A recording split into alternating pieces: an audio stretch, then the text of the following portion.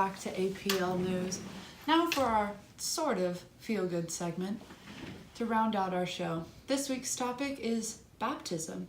This rite of passage is a sense rebirth for the person, where our old self is transformed into a new self. However, this does not always mean that they come out a better person than they were before. It simply signifies a change in the person in question. Our first example tonight lies in 124 in Beloved. We go to Kelly with more details. Thank you for that intro, Josie. We are back at 124 Bluestone Road, where Denver, Sethe, and Paul D are walking back from the carnival when they spot something peculiar on the road home. It was reported that a fully dressed woman walked out of the water, and she was smiling. This newly born character emerges from the stream and steps into the lives of Denver and Sethe. This emphasizes the rebirth of Beloved and her metaphorical baptism into the house at 124 as a physical being rather than a spiritual one. Consequently, Sethe experiences a sudden urge to go to demonstrate her water being broken due to the child that has now re-entered her life, even describing it like flooding the boat when Denver was born. The water in these scenes signify new life, both spiritually and physically, that Beloved has gained and put on Denver, Sethe, and Paul D. From a baby who had her life taken too early, Beloved then transitions to a grown woman who has full control over her family. After she leaves, Beloved's spirit remains around 124 and down by the stream in the back of 124. Her footprints come and go. By and by all trace is gone, and what is forgotten is not only the footprint, but the water too. What is down there? The symbol of water in baptism is then highlighted again at the end of the story, so it is all brought back to a full circle. Back to you, Josie. Thank you, Kelly, for that unusual yet insightful story. And now we turn to Jack, who is on the road again, who is discussing the change in roles from parent to child, child to parent, after the emerge into water. We go to Jack for more details. Father and son contain a bond that is unlike any other.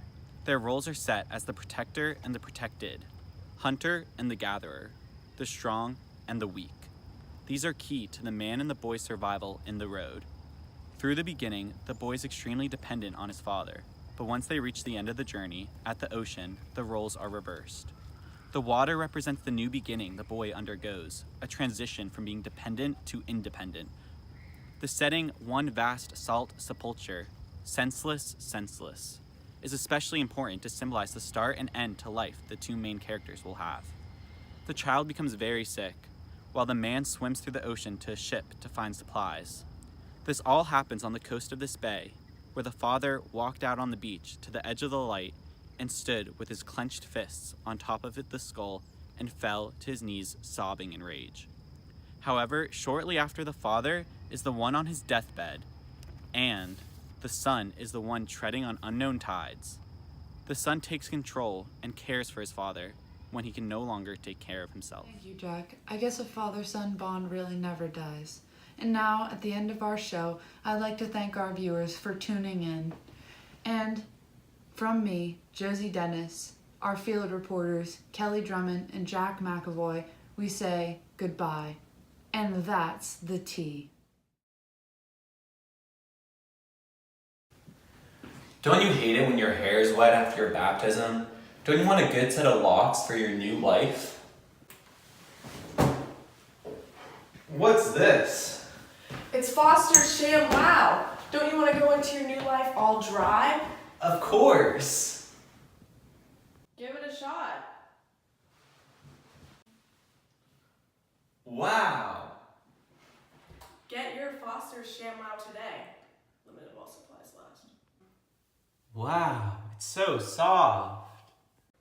You get all of this pure white, comfortable, 500 thread count towel for $100. Buy one today.